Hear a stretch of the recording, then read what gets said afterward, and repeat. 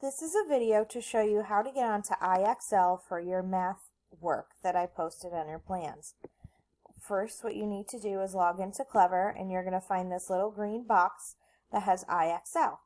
And then you click IXL. When you click IXL, it's going to come to here. And your first page will look like this.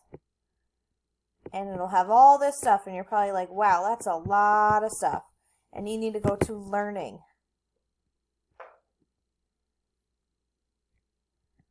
When you go to Learning, you're going to see these little stars over here.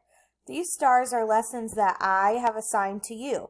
There's a lot of fun stuff on here that you could try out, but for our lessons, I want you to go to these stars and click on them and do the lesson. So like the first lesson is which tally chart is correct.